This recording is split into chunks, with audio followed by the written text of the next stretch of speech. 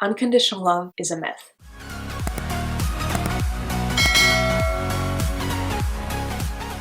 Hey everyone, welcome back to my channel. Today's video, I'm going to be talking about the 3 lessons that changed my life. And I know I still have a lot of life to live. I'm only 24, but I was kind of reflecting on things and thinking back to how I was when I was younger. I was in such a different mindset and place than I am now. And so I thought I would just share with you some lessons that I've learned that have really changed my outlook on certain things in life. And maybe it will help change the way you look at some things. So with that being said, one of the biggest things that I really wanted to share coming on here is a lesson that I learned kind of recently, but also something that I have reflected on a lot about, and it's this idea of unconditional love. And I'm talking about any kind, like whether it be the love you have for a friend, or the love you have for a parent, or the love that you have for a mentor, or whatever it might be. What I've realized a lot is that there's this narrative that goes around in movies and just general life where when somebody says to somebody that they love you unconditionally, it's the most ultimate kind of love and the most ultimate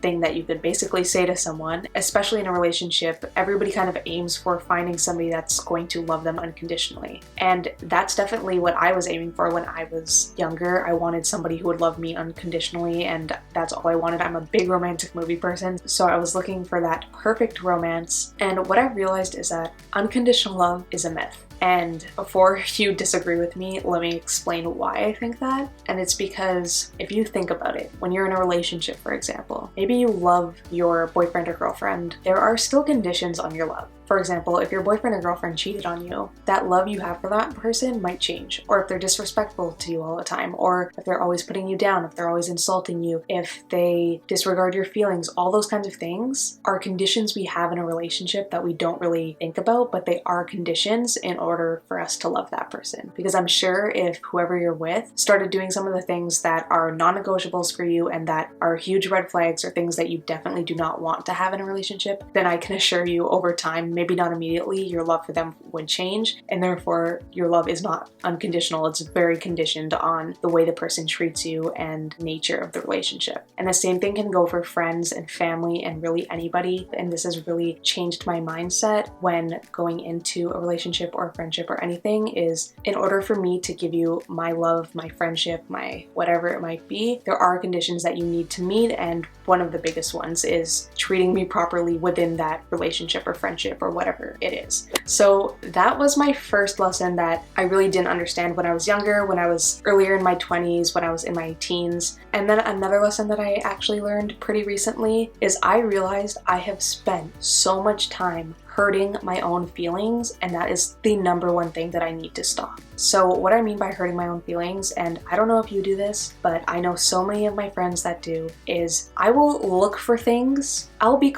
perfectly content, happy, okay, everything's fine, and I will literally look for something that I know is gonna make me sad or upset. Like, I don't know what is wrong with me, but I have done that so many times. I look back on when I was a teenager, I'd be sitting there, I'm content, and then I would think about a memory or something that's kind of sad, and then I'd go listen to a sad song and hurt my feelings further. Like, why am I gonna hurt myself further? I know one thing too that I used to do a lot when I was younger is I would start to feel self-conscious about myself, and instead of trying to push those thoughts out of my head, I would literally go on Instagram, look up these like Instagram models, like all these influencers who are using Photoshop anyways and are smoothing out all their pictures, and look at all the things that I didn't have on my body or my face or whatever it was. Like, am I insane? I've actually realized, like, I literally spent time hurting my own feelings doing those things. So really try to think about the things you do that are hurting your feelings. The more you feed into things that are going to hurt your own feelings and that are going to make you overthink, the more miserable you are going to be in life. And that's something that I've had to kind of let go and teach myself to stop doing. So if you do that too, if you do anything that you can possibly think of that hurts your own feelings, do not do it. Try to remind yourself to push those thoughts out and to not feed into that hurt that is completely unnecessary and caused by yourself.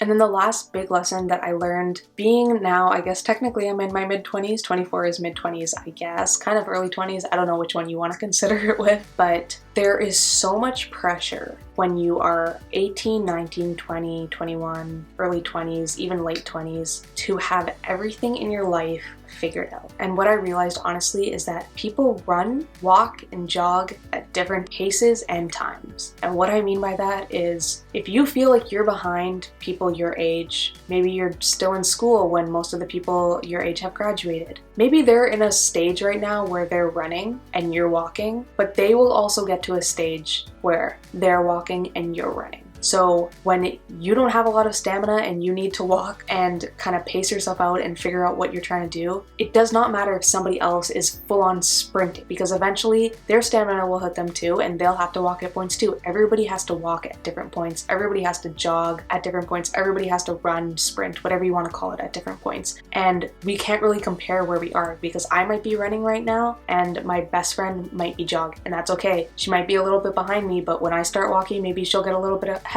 And that's how life is. It's not about a full-on sprint at all times. Sometimes you have to pace yourself and figure out what you actually want to do, and that's okay. And honestly, that's the best way I can explain it. I hope that made sense. It makes perfect sense in my head, but now I'm thinking it over and I'm wondering, did that make any sense? So comment down below if you understood what I meant, and if not, I will try to explain it further. But I hope that kind of puts your mind at ease if that's something you're struggling with. I know it's something that I struggle with on an ongoing basis and definitely struggled with when I was a teenager. So that's pretty much it. Those were the 3 lessons that I really have been reflecting on lately and realizing and coming to terms with more in my life. And I would have loved for somebody to tell me these lessons when I was younger, a few years ago, or even when I was in high school. So I hope you heard something today that kind of piqued your interest or made you think differently, and that honestly will help you out and help alleviate some of your anxiety and stresses. If you did enjoy this video, I have more lessons. These were just the top 3 that have been on top of mind lately, and I can definitely do a part 2. So if you would like to know more things that I've learned or things that have changed my perspective and changed my outlook on life, then please comment down below and let me know if you would like a part 2, and I will do a part 2. And yeah, that's pretty much it. If you enjoyed this video, if you learned anything from this video, if you just want to support my channel, make sure to hit that like button, subscribe, and hit the notification bell for more advice and lifestyle videos. Thanks for watching. Bye.